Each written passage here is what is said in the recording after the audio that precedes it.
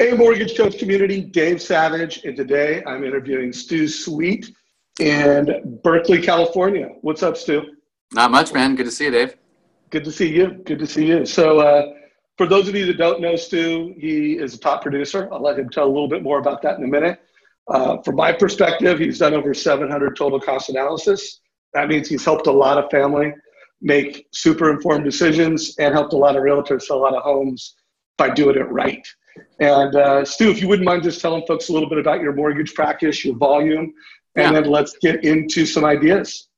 Yeah, so I work out of Berkeley. I manage the office here, so top producer, and I manage this office as well.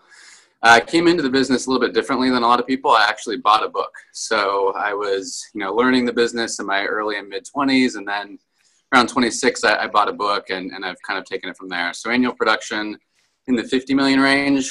Best year was 16, which was 67, and last year I did around 54. But I'm a pretty heavy purchase guy, so I'm like 65, 70% purchase to refi. So anyway, I use Mortgage Coach and the TCAs on every deal that I do, whether it's a refi or a purchase. It's just a part of every loan that I do. And how much production does your branch do? Let's see. Last year we did 175 million. Year before we did like 225. So you're killing it. I mean, we're trying. Top producer, top branch, uses Mortgage Coach for every loan. What do you say to the loan officers, like especially loan officers that do less than 50 loans a year, and say that Mortgage Coach just takes too long? It's too much time. It slows me down. I honestly, I hear that a lot. I don't really get that argument because everything takes time when you're first learning it, whether it's Mortgage Coach or using a new iPhone or whatever. Everything takes time. You got to get acquainted with it. That was the case for me with Mortgage Coach. But once you get there, it's super easy. I mean, I can crank out a TCA in 5-10 minutes. I mean, it is not cumbersome at all. And really, for me, it's that I work with a lot of millennial buyers. I work with a lot of millennial realtors. And this is just expected.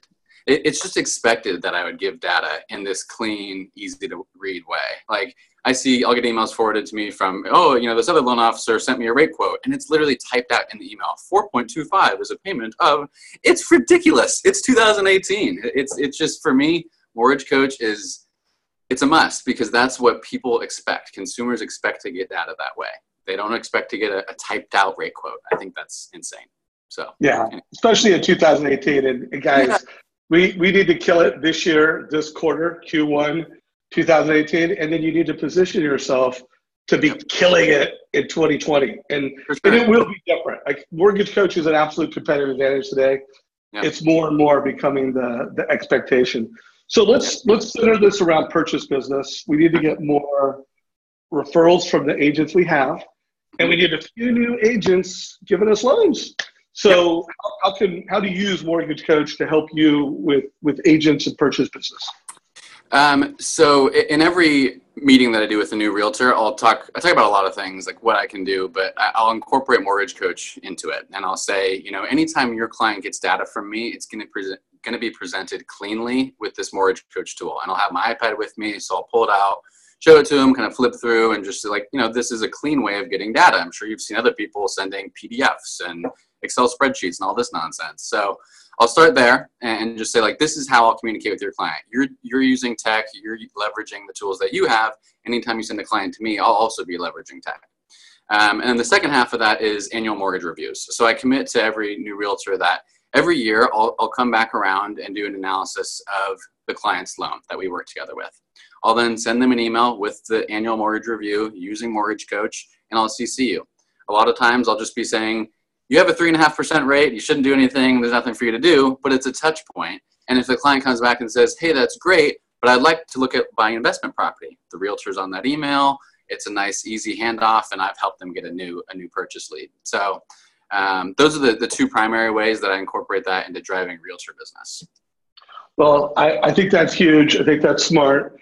I want to urge everybody, if you haven't read the LinkedIn article I wrote, I put a link below. And in that article, it was basically making the case why in 2018, annual reviews should be your number one priority. And not for any other reason, but purchase business. Realtors will appreciate it. You will get purchase leads out of those conversations. And more importantly, you're going to be positioning yourself till in 2020 as big data, artificial intelligence, tech-driven, call center lenders. You won't have competition if you have relationship. Like if people think of you as a human being, I know you, I trust you, you leverage technology to do business with me, you're going to get the next loan. You have a client for life. But if you just close a loan, do a great job, and then send them an email every month, and you just like stay top of mind with generic marketing, you don't have a client for life. Maybe they remember you, but you need to do something more. And so I advocate annual review.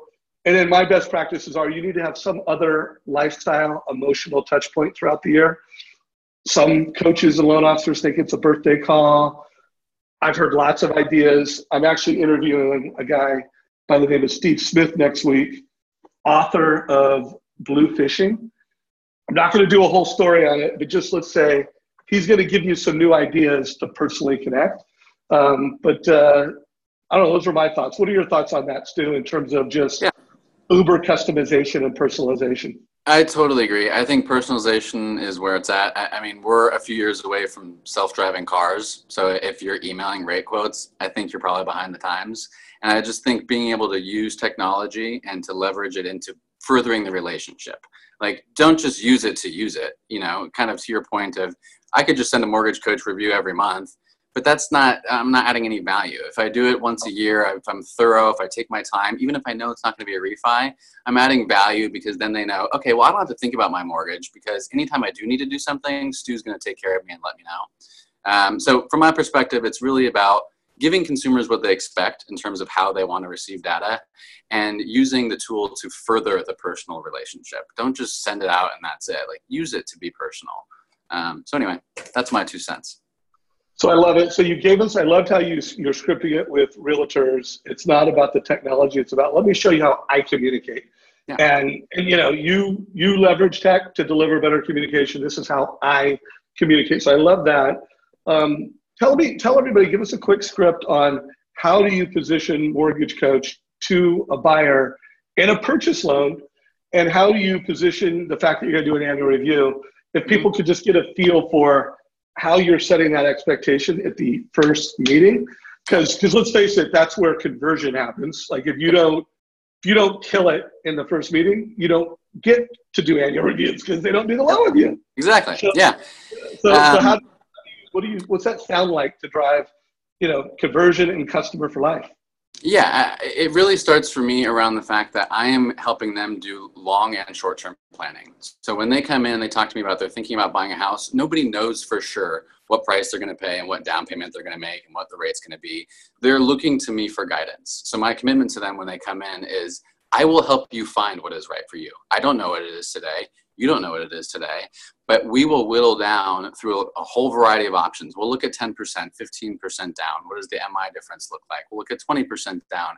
But, I've done however many 750 TCAs. It's not just one for every client. I'm doing a lot for each client because I'm helping them get to a point where they say, okay, Stu, now I know my comfort range is 700,000, 15% down or less. But a lot of times it takes work to get there. So my first point is that I use Mortgage Coach with them to find the price point that they want to buy at. Not what they're qualified for, not what I can say, you're pre-approved at this amount. I'm driving to what they will be comfortable actually spending. So that's my first thing is I'm going to go through a whole litany of numbers with them. And then I'll just set it up with them in that meeting and I'll say, and listen, guys, this is a lifelong relationship. So this first year, I'm going to send you a bunch of mortgage coaches. We're going to find the right house. We're going to get you a loan. But every year thereafter, I'm going to keep checking in with you. And I'm going to keep sending you these data points like I'm sending you now. And you'll know if it's a year where you need to do something or if it's a year where you can just sit on your heels and not do anything with your loan. But either way, I'm going to tell you and I'm going to give you that data so that you can review it and you can decide rather than me just telling you what to do. Love that. So you set the expectation at the point of sale that I'm going to help you make an informed decision today. Yep. And this is how I communicate. And I'm going to make sure, I'm going to be a mortgage coach and make sure that that decision is the right decision every year after. And you say it and then you demonstrate it.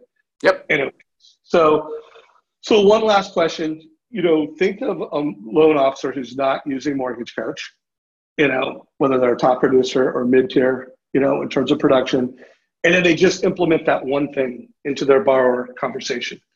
You know, what impact do you think that could have on their success? Are we talking about a 10%, 20%? You know, I promise in the sales process a 20% improvement in production, but what's your gut on that?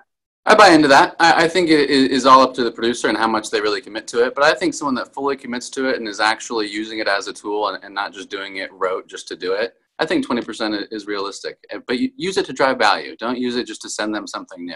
But if someone takes the time and is actually using the tool and using it to educate clients, I think 20% is entirely reasonable. But again, it's up to the LO. It's up to them to really drive it and use it. Agreed. And by the way, folks, that's one extra loan. If you're doing 5 loans a month,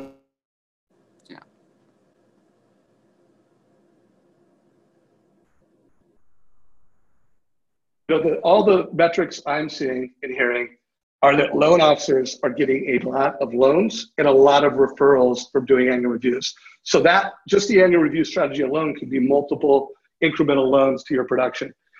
So Stu, thanks for the time that you just delivered on the call. If you got value from this video, please like it. You watch it on YouTube.